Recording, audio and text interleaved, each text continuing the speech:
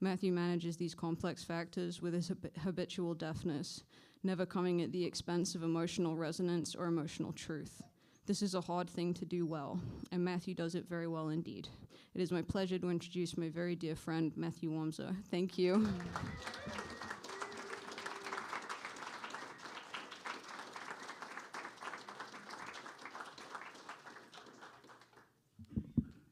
Going to take a minute to adjust this. What Clara mentioned about height was correct. Yes, it is. Thank you, Terry. Well, first, before I start reading, I'm Matthew, and I'd like to thank Clara for that lovely introduction.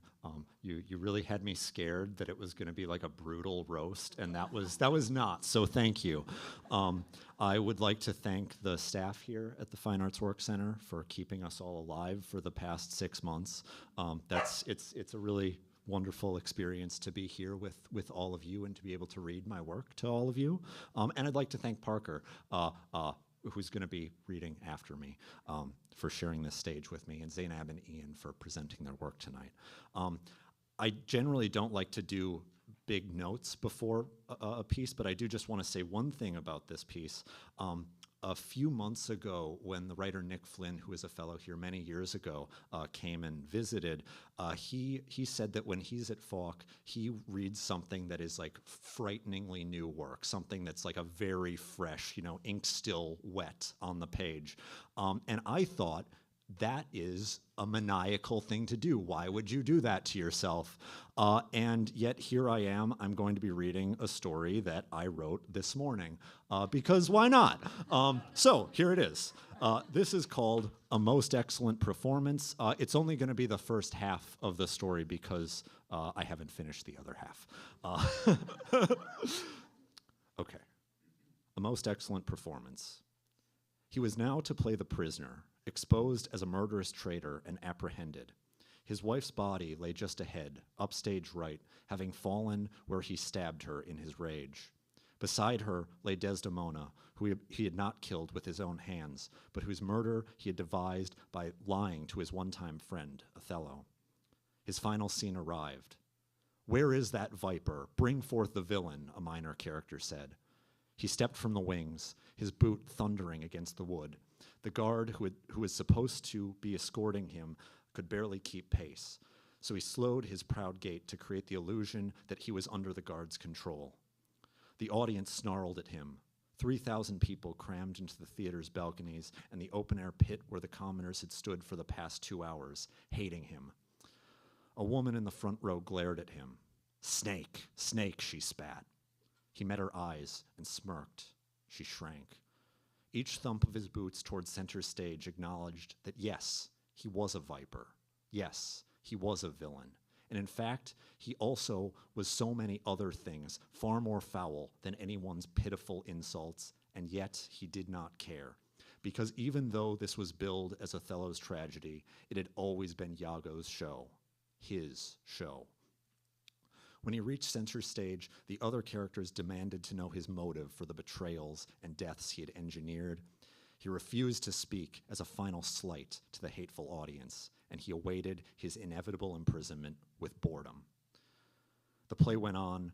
Tears were shed for virtuous dead women. Sinful men repented their crimes. Each character had his moment of conclusion, but no one in the audience was listening. They fixed their eyes on him, lest he should escape the stage and continue his evil machinations in their world. Now that was an idea. Next time, he would try to slip into the wings and give them a bit of a chill at the end. Of course, he would have to see what William thought first before he could get that added in the script. When the play ended, the dead women rose and shed their wigs, revealing that they had been boy actors all along. The audience clapped and cheered. Then the time came for him to cast off Iago for the night and take his final bow on to take his first bow on the London stage. He, the actor, stepped forward and bent at the waist.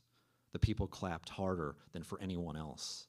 He had never performed for an audience so large before he had come to London a few months ago.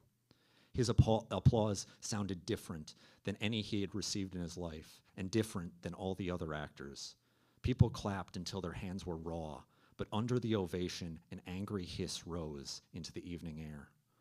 The woman in the front row was a head shaker. Even as she applauded, she cursed him in disbelief. "You scoundrel, why'd you do it?" she said. He took it as high praise. After the theater had emptied and he changed out of his costume, he followed the company out the back way as they headed for supper to celebrate the new play's opening. Audience members were milling around in the sodden lane, trying to decide what to do among the attractions of Southwark. The open-air theaters closed as the sunlight waned, but roars and growls came from the bear-baiting ring across the way, and music poured from the tavern doors. Even as night fell, the crowds remained so thick that people could not avoid stepping in the slurry of foul water, spilled beer, and the mixed excrement of people and beasts. On the north bank of the River Thames, London sat in its ancient mossy walls, the Guildhall spires with brightly painted roofs rising above the merchants' opulent row houses, and the belfry of St. Paul's Cathedral towering above it all like the citadel of heaven's angels here on earth. But Southwark, on the south bank, was where the players played and the actors lived. It was a gambler's city. People came across the river to bet on bear fights, to play dice and cards, to drink and debauch at the street fairs. People came to Southwark to take chances, to seek pleasure, to live in dreams like plays. It was good that the players had left the theater by the rear doors, because some people also came to Southwark, not for enjoyment, but to express their displeasure at the town's sins. A group of Puritans stood in front of the building's main entrance, preaching that Southwark's bawdy entertainments, especially the theater, were a carnival of immorality. An old man with severely cropped white hair clutched a Bible and proclaimed to the crowd, "These theaters lead young men to idle distraction. I, an honest goldsmith," he made a show of placing a hand on his breast, "trained an apprentice 3 years, only for him to abandon me so he could squander his talents watching sinners claim virtue and boys pretending to womanhood. Return to your masters, ye prodigal apprentices. Raise this accursed place, and raise a house of the Lord on its ruins." William nudged him, the actor, and whispered, "Overwrought rubbish. That one's probably a failed poet." The actor was too afraid to laugh, because even though the crowd and the other players ignored the Puritan, a few somber black-clad men with similarly cropped hair listened and nodded. He had never before seen people so furious that they would stand in the street to condemn a play. When they were out of earshot, he asked William if the Puritans would come out for every performance.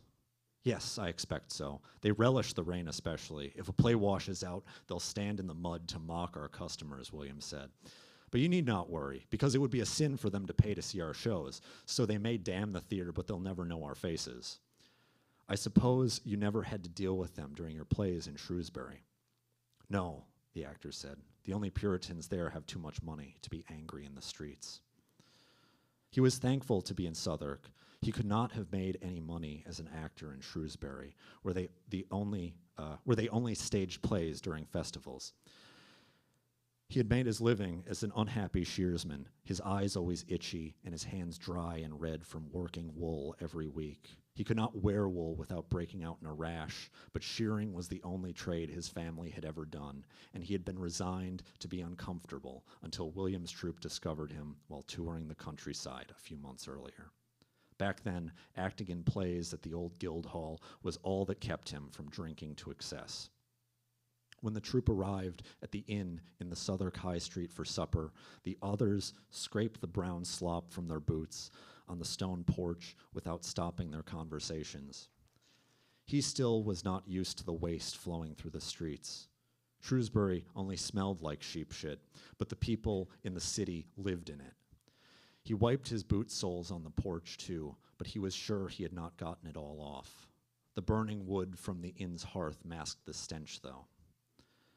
He sat with the others, sharing a great platter of wine-braised mutton with barberry preserve. Robbie, the boy who played Iago's wife, Amelia, sat next to him. William sat across from them. They praised each other's work for the day, and then the boy said, "You fooled me a little, sir. In the stabbing scene at the end, I was a bit afraid you were actually going to hurt me." "It was just a play," the actor said. Maybe the boy was too young, but he must have been 12 or 13, not nearly so young as to think that plays were real. Of course, sir. I know, sir, the boy said. It's just that you looked very angry when you went in to stab me, and that yell. The boy shook his head, not knowing what to say about the yell. All he could say was, I've never seen someone act like that, not on stage. I only saw something like that right before a man broke another man's face at last year's fair. Across from him, William looked at his plate of food, but chewed slowly and silently, listening. You know it's not real, though, right? The actor asked Robbie. I'm just pretending to be angry. I just think about things that would make me angry. Then I would never want to make you angry at me, sir, the boy said. William swallowed his food and laughed. Then don't anger him, the playwright said. Our Iago has a unique talent for malice. I knew it from the first time I saw him as Mephistopheles in that village play of his. If you learn from him, boy, maybe you'll be able to frighten people someday, too. I don't want to frighten people, sir, the boy said, not like that. The playwright patted the boy's head across the table, ruffling his short blonde hair with his ink-stained fingers. He had gotten a spot of mutton grease on the boy's head. Unfortunately, Robbie, the playwright said, you'll have to take the work you can get. If a script needs you to be frightening and angry, you'll need to do it. He licked a spot of barberry from his thumb. You do what the script demands, or you find a new trade. Yes, sir, the boy said. But one thing about the script. William yawned and said, First, you won't learn to be angry. Now you want to write the plays. William turned to the actor and said, What do you think of that, Iago? Maybe our young Robbie should just start his own theater. He could write a short play for short performers. The actor did not know what to say. William always seemed jocular, but the actor did not like the way he was treating Robbie. He liked being brought into it even less. The actor was not even a regular member of the company. William had just hired him for Othello. After that, well, he would have to impress William enough to be kept on for the next show. He didn't want to take sides. He really wanted an excuse to get another drink, or better yet, to send Robbie for one. But before he could save the boy saved him. I like my job here very much, sir, the boy said to William. I just wanted to ask if we must keep my name as Amelia. The sudden change to Amelia from Isabella kept confusing everyone. I was called Isabella on stage twice by my count. Can we switch back to how it was in rehearsals? The actor stammered, Actually, Robbie, I asked William to make that change because Amelia works better for me as Iago. But I'm sorry, William, I didn't know that you didn't like people giving you notes on your scripts. Think not of it, he said. He repeated that phrase to himself a few times.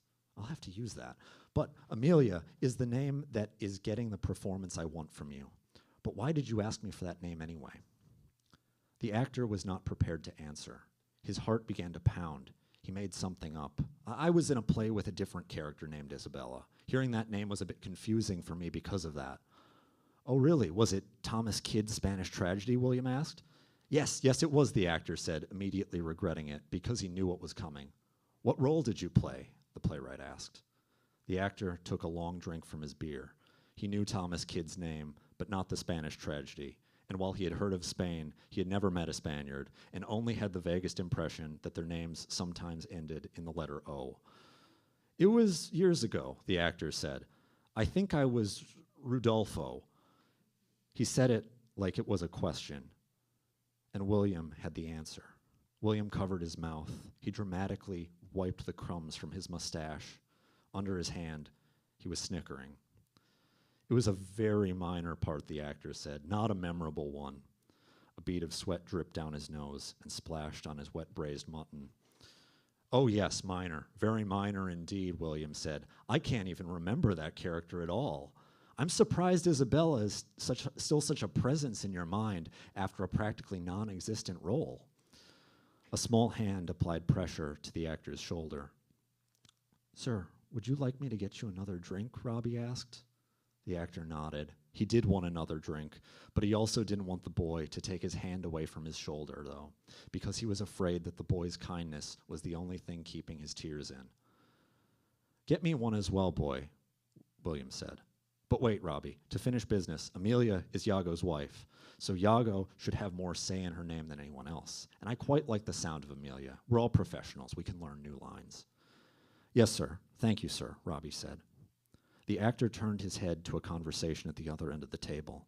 He laughed when everyone else laughed. He leaned forward like he was engaged. He had no idea what they were talking about, but he was playing an enthusiastic listener, a background character, anything to keep from looking at William, who he was certain was still watching him, studying him, perhaps taking notes for a liar he would include in some future play.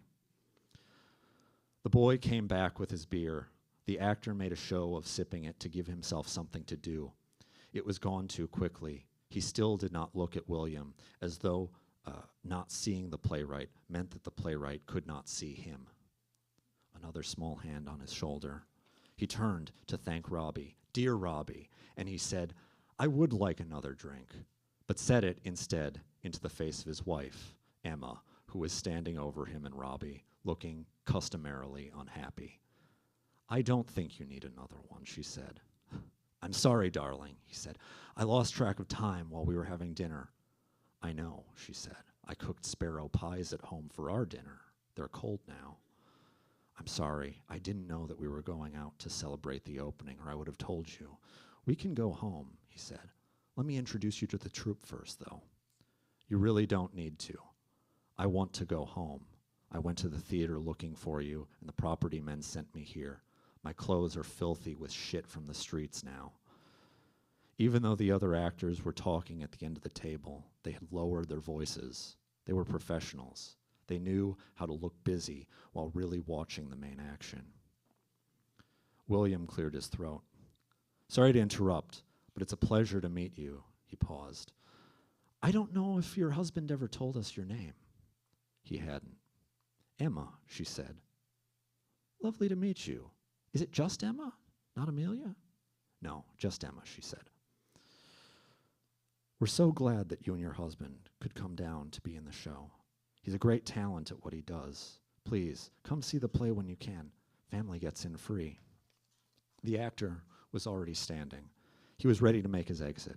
The company wished him good night, and he played the pleasant troupe member, wishing them all good night as well, and promising to see them in the morning, though he wasn't sure if he would. As he and Emma walked home in silence, it was fortunate that she would not look at him in the braziers lighting the streets, because his face was burning. Thank you.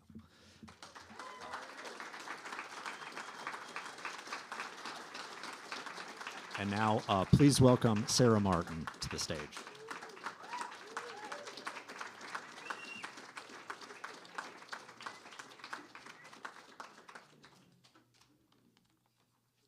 Thanks, Matthew. That rocked. All right. Hey. All right. So this is an intro for Parker Hobson. It's called Parker Hobson and the Truth of the Day. Parker and I do this thing called Truth of the Day. It is our way of trying to understand what goes on around here. Sometimes we arrive at the truth of the day quickly. An Oreo for breakfast, an allergy pill, a bird that sounds like a girl I knew growing up named Haley who could pick her nose with her tongue. Sometimes the truth of the day is a pit being dug in the pouring rain where we used to stand in the sun. Sometimes it's something someone at the Fine Arts Work Center says. Matthew declaring he will not be getting out of his bathrobe. Joe dreaming out loud that there are bills to pay but bugs to think about. Sometimes it's just Ian eating a carrot. My point is that with Parker, one is not only compelled to organize the world around them, but that your perception shifts from what can often feel like a state of perpetual frustration into utter fascination. Now, if you have ever received a text message from Parker, perhaps you've had this emotional journey of frustration into fascination before. At first, you see this block of text and you think, what? Why is this happening? so many words. But then you read it, it turns out you can do it, and you realize you had time, and that this person might have the last attention span on the planet, and that somehow he blessedly didn't get the memo that communication is supposed to be inscrutable. Whenever I have lamented the practice of writing, Parker reminds me of this essential, perfect thing about it, which is that writing is sense-making. That grand simplicity is what makes people believe things are possible. Talking to him is the ultimate, infinite game. He makes you feel like the world is something that we can get to the bottom of. And in that process, it can always be examined with levity, even when it's heavy, even when it's a pit formerly known as the yard. Reading his poetry, listening to his music, makes me realize why we do this stuff.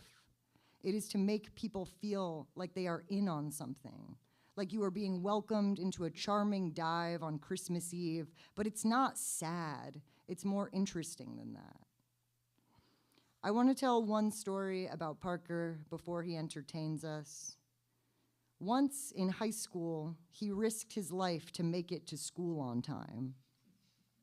For some atmosphere, when he told this story, we were lying on the floor of Mung Wei's studio. Elena was there, and we were talking about times we thought we were gonna die. He had a couple, one of which involved being poisoned by a Mountain Dew, but I'm not gonna tell that one because I already kind of have, and it doesn't succinctly encapsulate him. In the other story, it was morning. Parker had an exam, and his parents asked him to take out the trash on his way to the bus stop. Between his house and the bus stop, there was a set of train tracks, and if you didn't cross them before the train passed, you would often miss the bus, waiting.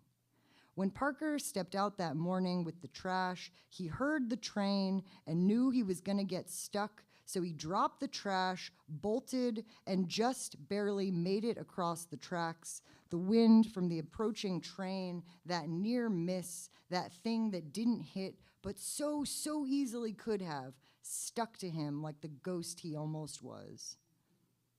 After he told us that story, the three of us were like, Parker, it wasn't that important, man. Why did you do that thing? But that's Parker. He knew the truth of the day, he was in the immediate present, and he believed he could beat the train. Please join me in welcoming our friend Parker Hobson.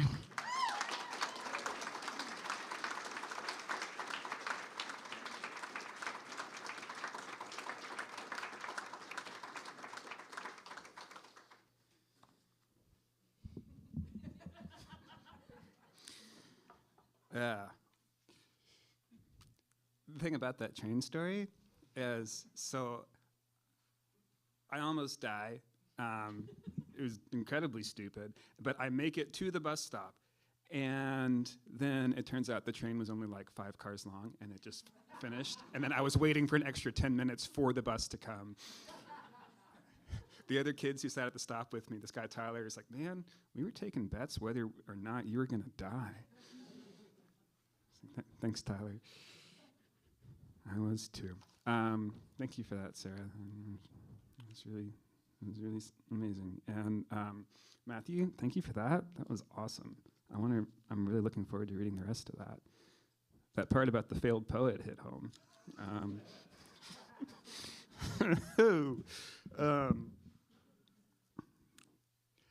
Thank you to all of y'all for being here and for coming out to these events that we've had all winter. Thank you for being a part of the community of this place and welcoming us here while we're in town.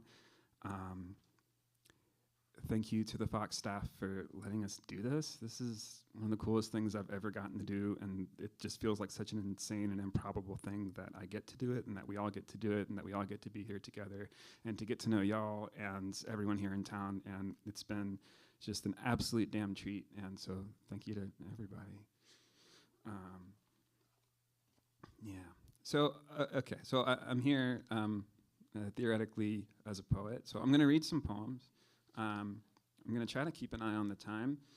I'm going to use a dang telephone to do so. But if I can, I also write songs, and hopefully I can leave myself enough time to play a couple of songs at the end.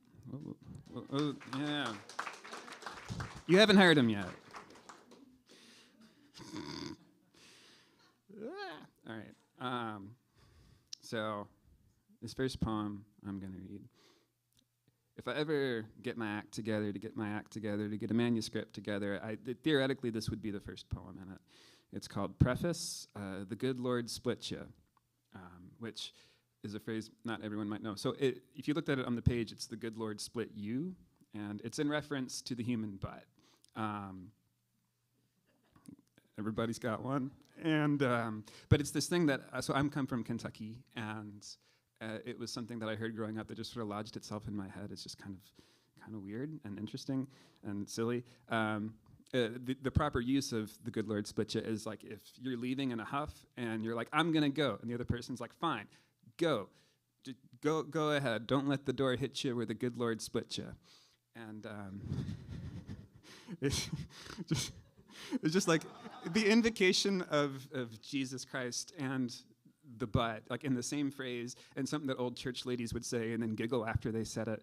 It just sort of, it just got me. So this poem's kind of about that. It's also sort of about being in a place, back in a place where either you're from or where you've spent a lot of time at different points in your life, and you can sort of visualize all of your past selves at different ages, sort of all at the same time, and you can sort of see them all scurrying around and like worrying about whatever you were worrying about at that moment in your life. The good Lord split you. You are allotted a body, a desire path of county sun smearing slow across your floorboards. Fiberglass deer, corduroy trees, ghost runners humming from the creek ice, and the blank blinking cursor of the American lawn. Blooming starts the clock. There's a particular number of times you'll hear, eyes were too big for your stomach, huh? Little pitchers have big ears, forever will be impossible to picture, and John Prine will die during the commercials, where your uncle spends evenings in a helmet and a bunker downhill from the house, daisy-chained orange extension cords to the A-team in the news. You're no pool party heartthrob, but you're also never quite the coolest kid in youth group, skateboarding gilded through our lives. So you will keep leaving, and you will keep coming back to stalk the periphery of town like a rounding error, like a Great Society-era satellite, still beaming grayscale photographs to a long-gone control room. It's along John Silver's now. And if a circle is a spiral that just knew when to quit, what does that make you? Still trying to wring a run rule from the unreclaimed stars, and then just driving back down what's left of the mountain on your own, again. The amplified silence when the midnight DJ doesn't show, threading you like wet wool to this self-suspecting batch of previous selves, struggling apologetic from the guardrail kudzu, like botched prophets, like disoriented horses, with only each other for company.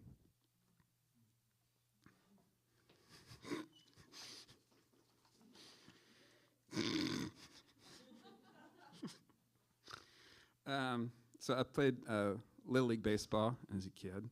I wasn't what you would call good. I really liked being in the outfield and just thinking. That part of it was awesome. It was like, it'd be like a nice summer night. You would be outside. You're doing a group activity, but you're by yourself. You don't have to talk to anybody. And I sort of quit before kids got good, but they would put me out in the outfield because kids couldn't hit it very far at that point. So, you know, I could just sort of hang out. But eventually I'd have to bat, which is part of the deal. And yeah, when that would happen, some of the only praise I would get as a baseball player was when I didn't do anything. So if you're familiar with baseball, you're up to bat, somebody throws you a pitch, but there's a strike zone, and the pitcher is supposed to put the ball on this specific place, but it could be too high, it could be too wide. So, so you're up there waiting, and so if I'm up there and the pitcher throws it and it's too high and I don't swing, some really well-meaning parent would like yell out from the stands, "Good eye!" Good eye, kid. Way to not try to do something. And so that was the most praise that I got in my baseball career. So this poem is called When They Say Good Eye, They Mean You're Not Very Good.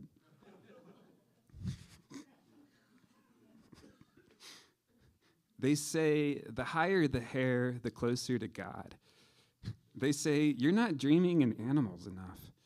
They say Milwaukee's blessed, Milwaukee's breast. They say there's no place like home for dialysis. They say, what do you say there, young man, hit a doober? They say the ghost of this coal town's founder still stumbles drunk along Front Street, looking for the commissary, which they say they tore down for the AutoZone. Sometimes they say, buddy, it was slicker and snot, or the Joan Baez of New Jersey, or did you know the colonists? Did you know the colonists believed a secret Welsh prince to have conquered this section of southern Indiana sometime in the late 12th century? What a perfect day, they say, on their way to the commemorative gas station. What they don't say, though, is everything they don't say could fill tall city libraries with red blanket light, where all winter they've curled in the carols burning the bound periodicals for warmth, the cavalry, their better angels, Andy Kaufman, all not coming. They say it helps you to lucid dream if you can remember to constantly question your reality. They say there's no business like snow business. They say I can't do this anymore. That's true about the Welsh prince. You can... They do claim that some secret Welsh prince ended up in Indiana in the 1100s. His name is Madoc. Yeah, it's a thing. So I did not mean to start talking about Madoc. So I don't know if any of y'all have ever had the experience of being on a really long car trip and you're the only one in the car. And it's just a lot of time in an enclosed space with your own brain. And things can get weird with enough time and hours and miles and miles and hours. And you may or may not start to imagine that figures, like dead figures from history, are like then in the car with you. And then it's your job to explain to them the modern world because they have questions. So this poem's kind of about that. The other thing you need to know is, okay, Abraham Lincoln had a grandfather who was named Abraham Linkhorn, and spelled Linkhorn. And Mr. Linkhorn is buried just outside of where I grew up in Louisville, Kentucky. This poem is called This One's for You, Mr. Linkhorn. The freeway to Memphis, church aisles endless, the fallow cotton fields, and a winter sky the color of battery corrosion. And someplace past Bucksnort, Lincoln wakes up in my passenger seat, saying, wait, what is any of this? He means the radio and the Exxons and the big rigs and the ruins of a hell is real billboard sagging back to the brown-stunned plains. But for some reason, I answer with how once I glued antlers to my bike helmet and shot Roman candles beside his grandfather's grave, Abraham Lincoln, 1738 to 1786. But I didn't feel any different when I was done. After a moment of ambient car noise, Lincoln laughs, shaking his famously angular face. You know, I always preferred that spelling, he says. The party thought it was too rustic, but I think it rings with kind of an everyman's gravitas, a solid geometry in a liminal time. I nod at polite intervals, so Lincoln feels heard as he goes on, but I'm not really listening. I'm remembering that night, how the fireworks had flashed like red exit signs over the exurb, how then I pedaled home in the dark.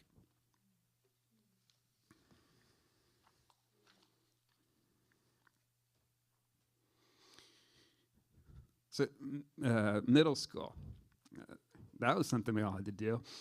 In the sort of the circa the late 1990s, when I was growing up in Louisville, Kentucky, if it was your birthday and your family could afford to do it, the cool thing to do for your birthday party was to have it at the roller skating rink. And it's called Champs Roller Drum. I I think it still looks exactly the same on the inside, which gives me some comfort. But it was like this whole sociological minefield of like 13-year-old dynamics, you know? So there were like the dudes who were showing off, and they were going really, really fast in the middle. And there were the people who were sort of like hanging on to the walls, going around the edge and sort of being a little cautious. And then there was the couples skate.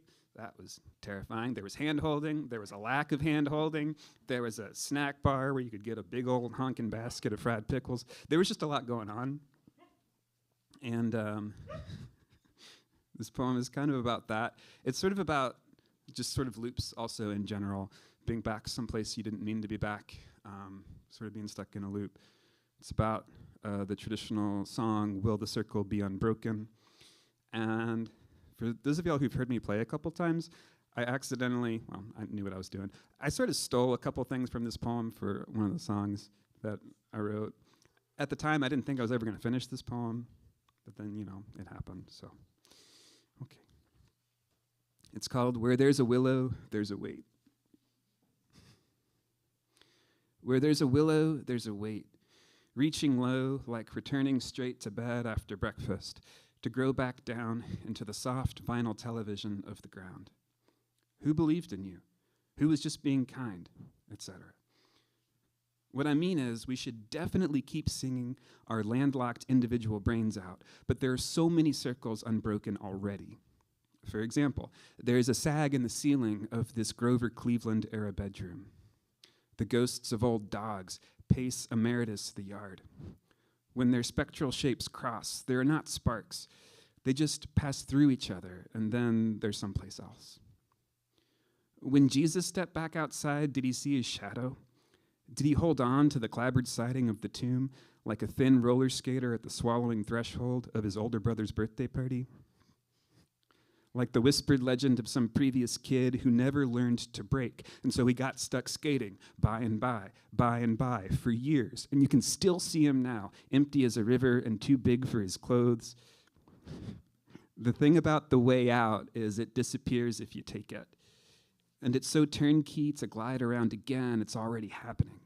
6 more weeks of telling myself, 6 months from now, maybe I'll have learned how to set out weightless through the 17-year cicadas, all shaking their little alien bodies to pieces with belief, and reaching the black creek at the edge of the neighborhood, heavy with shopping carts and arrowheads, I could just spin back for home, as if the whole street were new.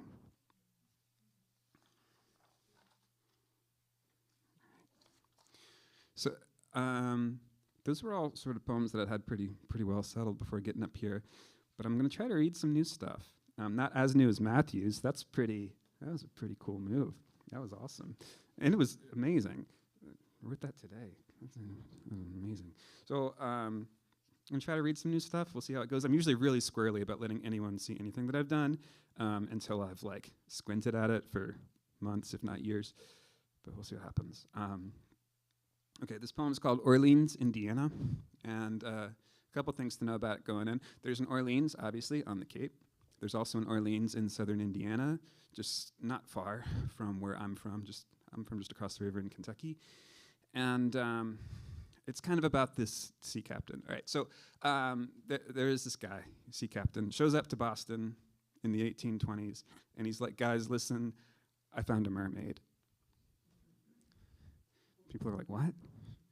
He's like, no, I found a mermaid. And they're like, who are you? He's like, just listen, I found a mermaid. I picked her up. I left her on this island. I'm going to go teach her English. I'm going to teach her how to play skee ball. We're going to go to amusement parks together. It's going to be this whole thing. And people are like, what are you talking about? He's like, all right, I'll prove it to you. I'll prove it to you. And he goes back out onto the sea. And then he comes back, finds the same guys. And he's like, guys, I've got some news about the mermaid. They're like, wait, who are you? He's like, I'm the mermaid guy. They're like, oh, okay, what? And he's like, okay, I can't bring the mermaid back because she died. Turns out I left her on this island, and you're not supposed to leave mermaids on islands, apparently, because I went back to get her, and she was dead. He's like, okay, I'll prove it to you. And so then he leaves again. He comes back again with, in a glass case on his boat, a mummified mermaid, which was then put on display in Boston. And there are newspaper accounts of people going to see it, his mermaid. So this poem is sort of about that. It's also about former Indiana University basketball coach Bobby Knight, who was just a manic, furious man who would throw chairs during games. Okay. Orleans, Indiana. The thing about everything good that's ever happened to you is it's in the past. Is clouds in lamplight in a torn down yard. Is antique science fiction. Alien babes smiling from their intricate beehives and sofa green go-go dresses. In every era, what we know about aliens is what we know about ourselves. Out in the bay, an 18th century schooner waits for it to be the 18th century again. From the quarterdeck, on a loop, Captain Dodge has not been able to stop thinking about the mermaid mummy he saw in a glass coffin in Boston, the freaked out body of a teenager sewn into a teenager-sized cod. On shore, watching him through high-powered binoculars, a second daughter has, for no real reason, dressed up like Amelia Earhart on an evening where the sky is marbled sink water. Inside the year-round February of their wood-paneled basement, her father is working on a speculative novel centered around pterodactyls who flew for the Union at Sharpsburg. He keeps the title to their station wagon inside an old terrarium, bookmarking a never-read copy of the dead college basketball coach Bobby Knight's autobiography, his famous rage trapped now forever in the pages, forever in the father's occasional, vague remembering of him from TV. A blood-colored sweater, a folding chair thrown across the high-glass vanishing court. The thing about remembering is it's a knockoff, is a window sewn into pavement, is where, on a loop, the father is driving, undersea, through the sifted twilight between towering stands of Indiana blue corn, years before he'd known the daughter's mother. And a force-field Moldovan with eyes warm as diner booths is craning out of the passenger window to take careful, blurry footage of the passing corn while yelling out, "Corn!" The rims of her glasses hardwired to the canvas of the planet itself, and he will never be happier. Meanwhile, the captain, lost in thought, is told his photographs have come back from the drugstore, opens the envelope there on the ship. But every picture is a picture of the camera itself, a horse that only goes one way.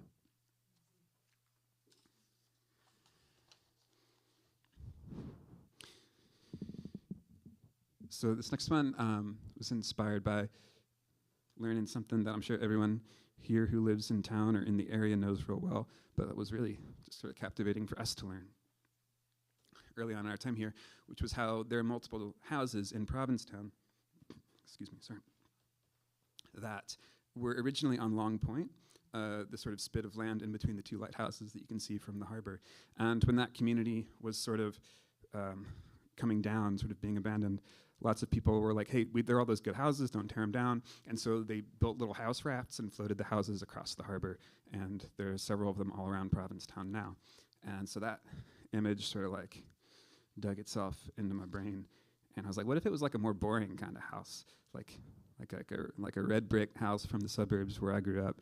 And what if it was like on the ocean for an indefinite amount of time? So this poem is called Mercy, Piles and Piles of It.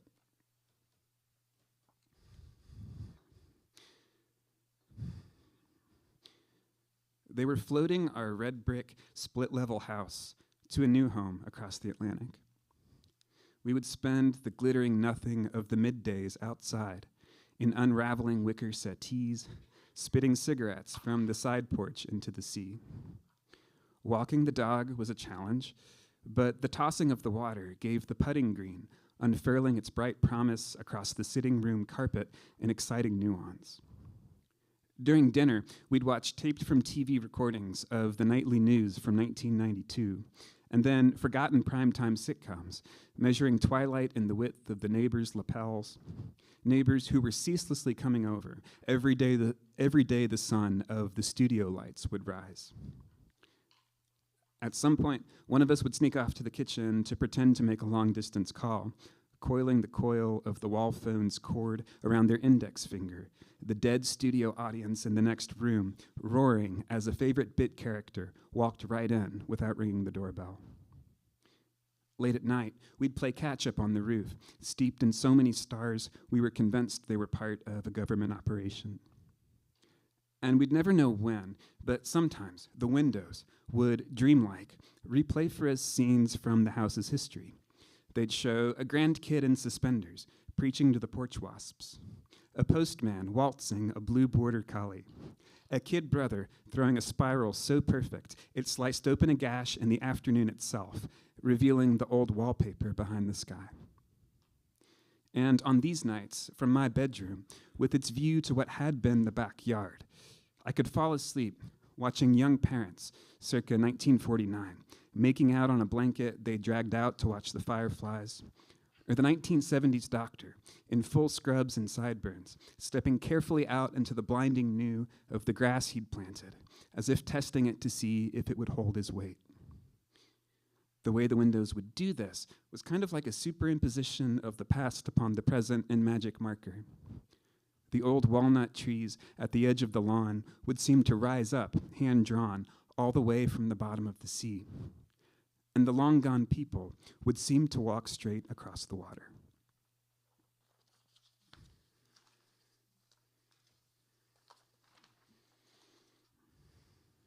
Cool. I've just got like 30 or 40 more. So, I hope you're comfortable. Stop making that joke. So for context for this next one, so there's also a new one since coming up here. And I grew up, my family wasn't Catholic, but we were sort of Catholic adjacent. I was in Catholic school for a while. And Catholics were sort of impressively excited about showing you bones and fingernails and stuff. Where we used to go to Mass all the time, they had in a little glass display case St. Angela Merisi's toenail, like in a little glass case on a pedestal with like a little card, which is, yeah, we just walked past it. And then downtown in Louisville, somehow we ended up with the skeletons of Italian saints from the 5th and 6th centuries. Saints Magnus and Venosa. And their skeletons are there. They're like on display. They've got little robes. They've got little slippers. You can go see them. I do recommend it. It's kind of interesting. But this poem is kind of about them. It's also about an imaginary ZZ Top record. It's called Massatucky Regal. Happy New Year. Can we go see the skeletons? It was so perfect last time. Your electrons got all over me. It was like the stunned stillness of playgrounds, like finding in the Parkwoods the script for a 19th century sitcom pilot carved into a whale jaw, like the unnatural silence of animals skittering at pizza speed along the grease lots. Once I got punched in the side of the head riding a borrowed bike down Burgundy Street. It was like that, except in reverse, made of paint. Like the neighbor kids tying a string to a hawk for a kite with the coal trucks in stereo. Like my nephew holding up a snowbank with a water gun and seeing from the sculpted window the surrendered coins falling out so clearly in the sun. Like the word wholesome, it was made of opposites. And it was warm but laminated, the way a teller talks, except they're reading you to bed, sewing you up with snow. The skeletons had little slippers sewn by the parishioners 100 years ago. The 1,500-year-old couple looking great in their matching glass cases on either side of the altar. The altar we'd walked down the aisle to together. The parishioners all skeletons now. There I go down that wrong road again, you'd sang on the way back to my apartment. In retrospect, I probably could have flagged this for some introspection, but it was like falling under the sway of a powerful Christian rock band. I was high on belonging. Then it was like you look away for just a minute, and bam, a terrible prairie enters. like some shithead bully kid from the movies knocking the head off a snowman and then blood spurting bright, hot from the neck. Then again, you kept us from having to die together.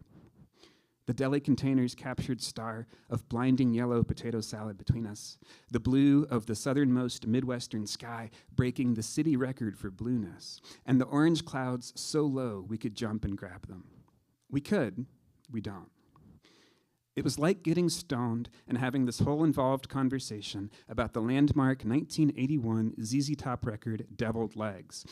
Each of us recalling, as kids, seeing the unsettling, erotic cover art so clearly. But then, later, coming back to ourselves, we realized between us we'd made up the whole thing.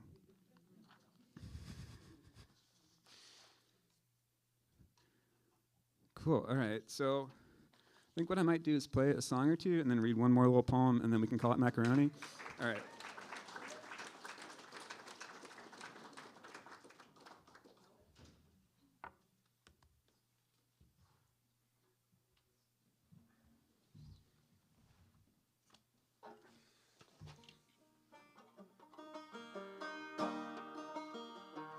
The thing about a banjo is it doesn't want to stay in tune.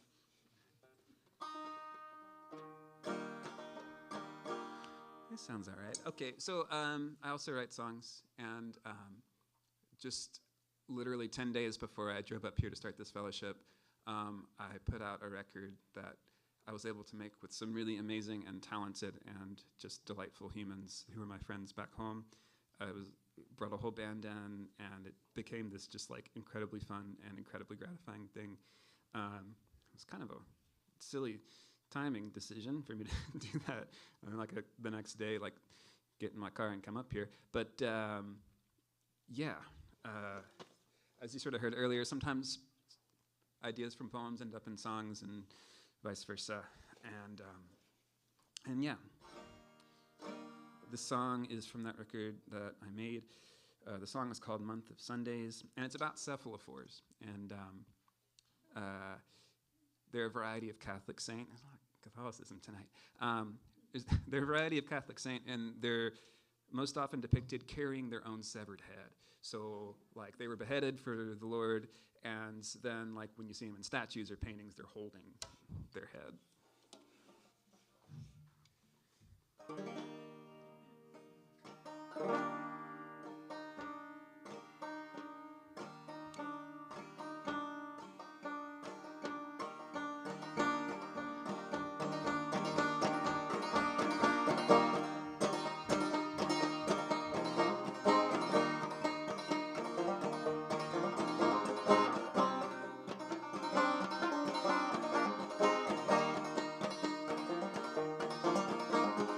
Saint Valerie,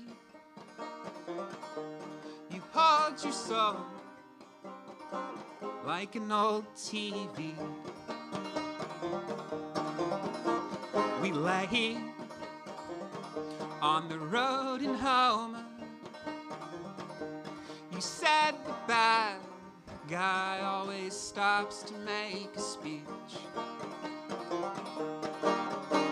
Are you beside yourself in true, true love, dear? The moon and the old Walmart, and we had time.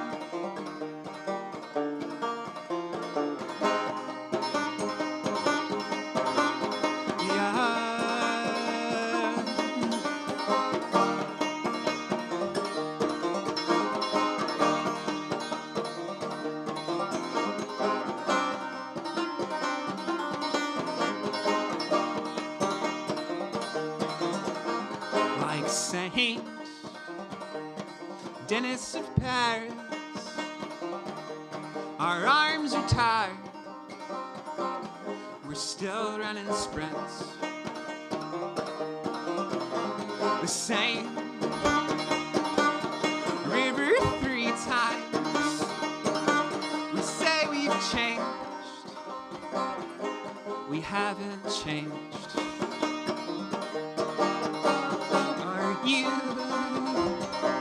beside your side in true, true life. Dear, the moon, like a rounding error, and we had time.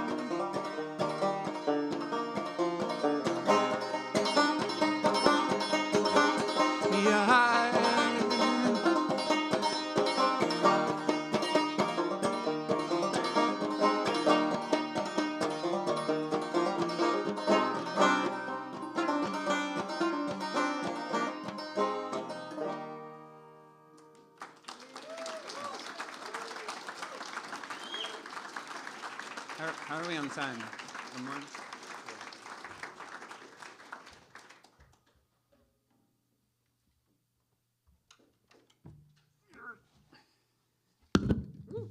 Sorry. That was less than graceful. The song is sort of about this underground bunker that is like a 1960s ranch-style house that was built deep underground as a nuclear fallout shelter underneath Las Vegas sometime in the 60s. It was up for sale recently if anybody's looking to make an investment. But there's like a little pool down there. There's a fake lawn. There's like sliding doors. It's this whole little mod nuclear afterlife.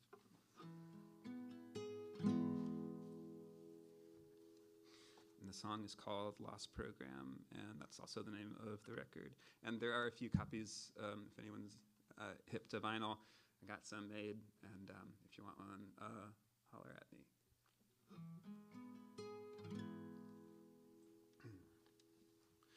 Crosses hold up the power lines, all asterisked with tangled kites like a years long Sunday night with no one left to be. Darling, come back to leave again. You can sneak out before the end. There's a ranch house below the mall where we could hide out for a while.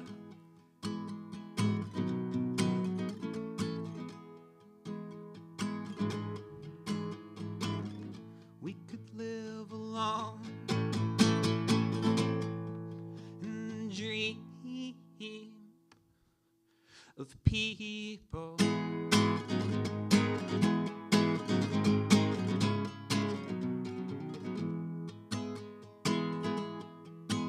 Now we're framing pictures of the sun underground, where the twilight hums with recordings of crickets and planes.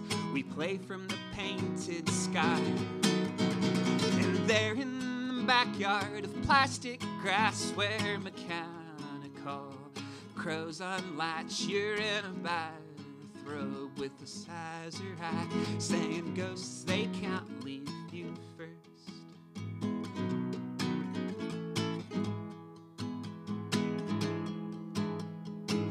And like an old window, we dream of people.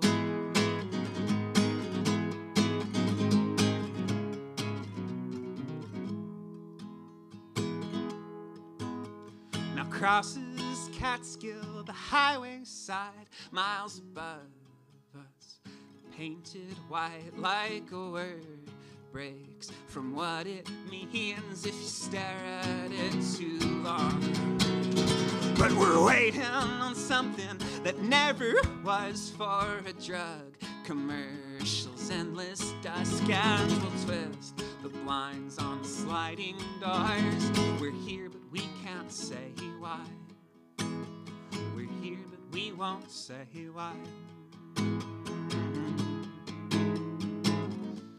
We live alone,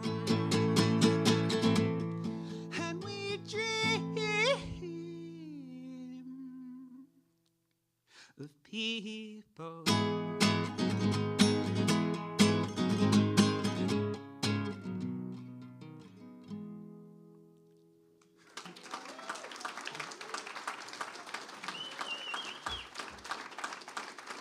All right. Thank y'all. I'm gonna close it with one more short poem.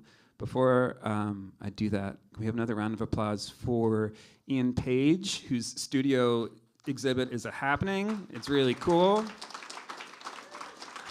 For our pal Zainab, you should totally go see her exhibit. It is really, really cool. Her work is so beautiful.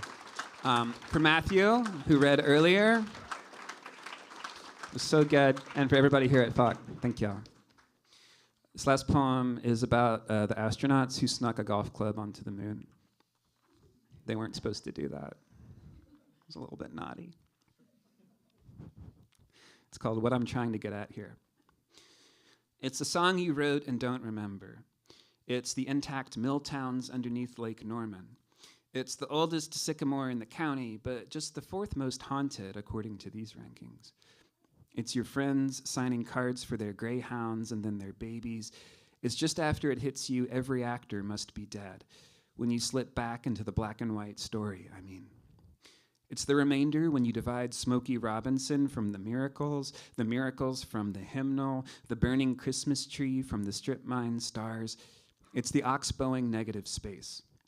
It looks like you, and it's terrifying, right? But it's also the static between tracks when the world sounds intentional. It's a Nixon impression waiting behind the blinds. What I'm saying is it's a hopelessness, it's not hopeless.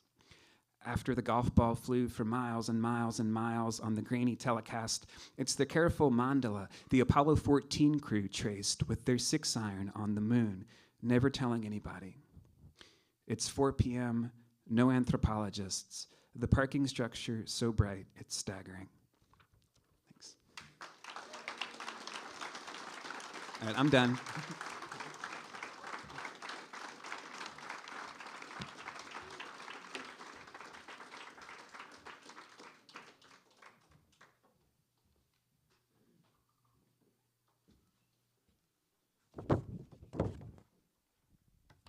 Thank you, Matthew. Thank you, Parker, for those readings. Thank you, Parker, for generating another round of applause. I was going to do that myself, but let's do it again. How about another round of applause for Parker, Matthew, Ian, and Zainab.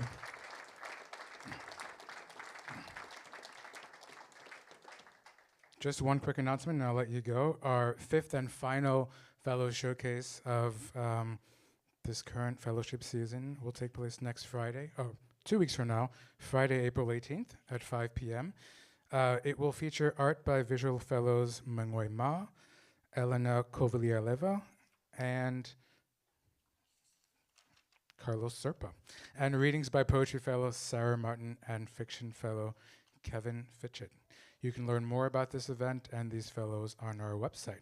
Thanks again for coming tonight, and enjoy the rest of your evening.